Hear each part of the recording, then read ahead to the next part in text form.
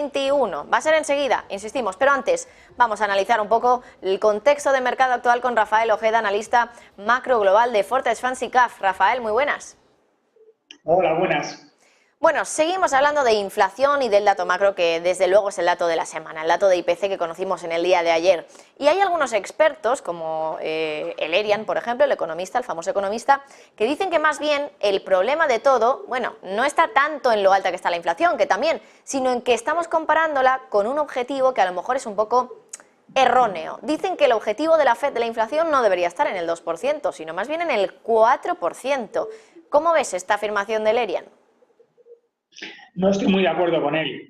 Yo creo que quizás un 2% es un objetivo quizás demasiado agresivo y considerar que un objetivo de inflación del 2% quizás es un poco bajo, pero considerar que la inflación, el objetivo de inflación debe ser un 4%, pues tampoco es correcto, porque si estamos hablando de inflaciones en el entorno del 4%, bueno, pues tenemos que darnos cuenta que absolutamente sueldos y salarios deberían subir todos los años en el horizonte del 4%, las inversiones o las rentabilidades que todos los accionistas buscarían a cualquier tipo de inversión tiene que rondar mínimo el 4 o 5%, así como las inversiones de los fondos de inversión.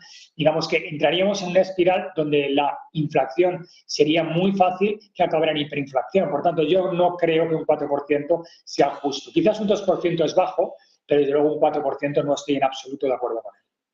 Bueno, otro tema también es que ahora, claro, teniendo en cuenta pues el dato de inflación y lo que esto puede suponer de cara a los movimientos de la FED, y hay muchos expertos, analistas, gestores que están empezando a hacer sus cálculos y sus previsiones. Y por ejemplo, hoy hemos contado que Deutsche Bank ha subido su previsión de tasa terminal, es decir, del tipo máximo al que va a llegar la Reserva Federal con esas subidas, y dice que pasa del 5,1 al 5,6%. ¿Tiene sentido pensar, Rafael, que vamos a estar ante un tipo terminal, un tipo máximo en la Reserva Federal bastante más elevado de lo que el mercado incluso llega a pensar?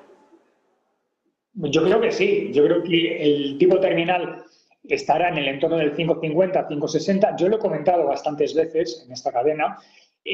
Lo que sucede es que Deutsche Bank, al igual que otras entidades financieras, como no les interesaba ese dato, bueno, pues han estado agarrándose a un clavo ardiendo a que quizás a base de intentar decir que los tipos van a estar en el entorno del 4,70, 4,80%, que era lo que ellos preveían, conseguir doblegar a la Reserva Federal. Cuando la pura realidad es que la Reserva Federal va a hacer lo que haga necesario para que la economía norteamericana doblegue la inflación, y estaba muy claro que no iba a doblegar la inflación si no subía los tipos de interés en el entorno del 5,40, 5,50. Probablemente, no sé si llegaremos al ejemplo de Bullard, que comentaba que los tipos llegarían al 6%, pero la pura realidad es que un 5,50, 5,60 siempre ha sido bastante más acorde con la realidad que lo que pretendía el mercado de un 4,70 o un 4,80.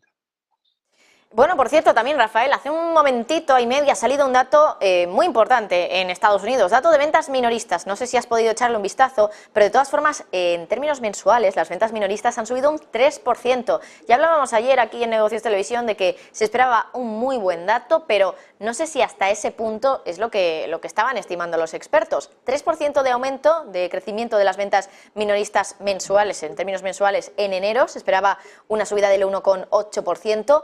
¿Qué te parece el dato y qué es lo que hay detrás? ¿Qué es el contexto de esa subida del 3%? Es un dato al final adelantado, ¿no? Un poco de cómo va el sector consumo en Estados Unidos.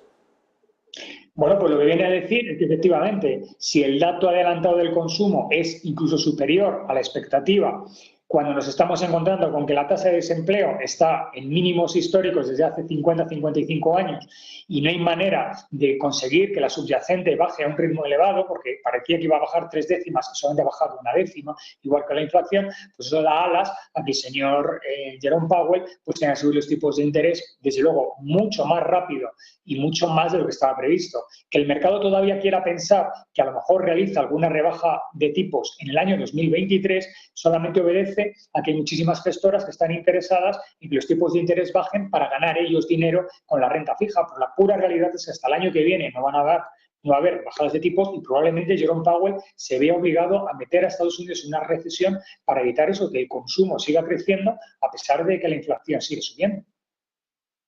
Bueno, y hablando ya de mercados, están ahora mismo cayendo los futuros del Nasdaq y del S&P, en definitiva de Wall Street, cayendo un 0,5, bueno, 0,6% ya casi el Nasdaq, 0,5% el S&P 500.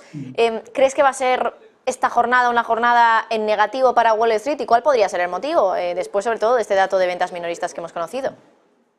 Claro, va a ser una sesión de bajadas fundamentalmente porque el mercado se tiene que dar cuenta que efectivamente Jerome Powell va a seguir subiendo los tipos de interés en las próximas reuniones y eso obviamente pues va a perjudicar claramente a los mercados, ¿no? Pero lo cierto es que estamos en un entorno de enorme volatilidad porque tan pronto el mercado entiende que van a subir los tipos de interés durante más tiempo y más de lo que ellos estiman y, por tanto, eso es perjudicial para las bolsas, como en un momento determinado cualquier declaración de Jerome Powell o alguno de los miembros de su comité que haga algún gesto diciendo que probablemente las subidas están a punto de terminar, hacen que el mercado suba. Por tanto, lo que va a haber es mucha volatilidad y lo que sí que tenemos es siempre una buena excusa para decir por qué el mercado sube o el mercado baja.